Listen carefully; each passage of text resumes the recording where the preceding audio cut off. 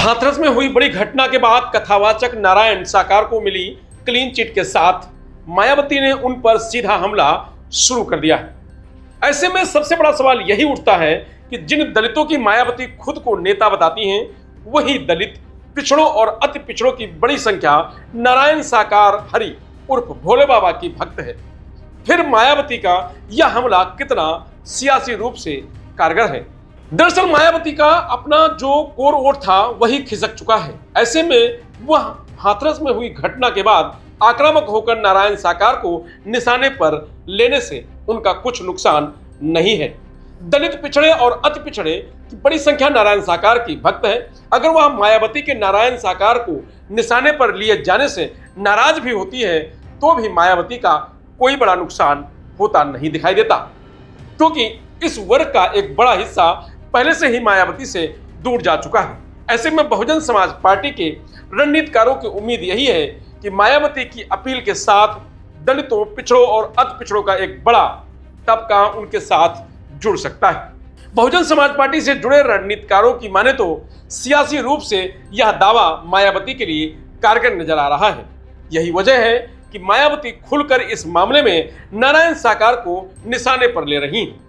यह बात भी सही है कि हाथरस के पूरे घटनाक्रम पर जिस तरीके से सियासी दल चुप्पी साधे हैं, उसमें मायावती राजनीतिक तौर पर अपने लिए संजीवनी तलाश रही हैं।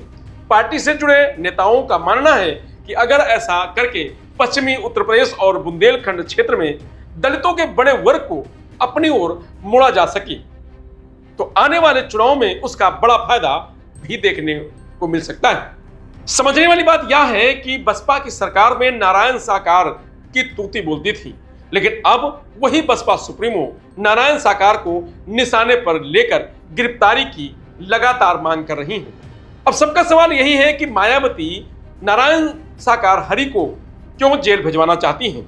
दरअसल पार्टी के भीतर भी इस बात को लेकर मंथन हो रहा है कि जिस तरीके से उनके वोट बैंक में सेंधमारी हो रही है, अगर ऐसा ही होता रहा तो आने वाले दिनों में और बड़े सियासी संकट के दौर से पार्टी गुजर सकती है। भारतीय जनता पार्टी के साथ साथ कांग्रेस ने भी बसपा की वोट बैंक पर बड़ी सेंधमारी की है, बल्कि पार्टी के लिए बड़ी चिंता लोकसभा सदस्य चंद्रशेखर आजाद भी बन रहे हैं।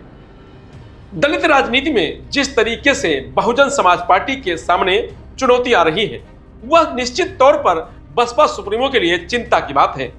उनका मानना है कि बहुजन समाज पार्टी अगर अभी भी सधी हुई सियासी राजनीति का कुछ इस्तेमाल करती है तो उसके अपने बचे हुए वोट बैंक को रोक सकती है।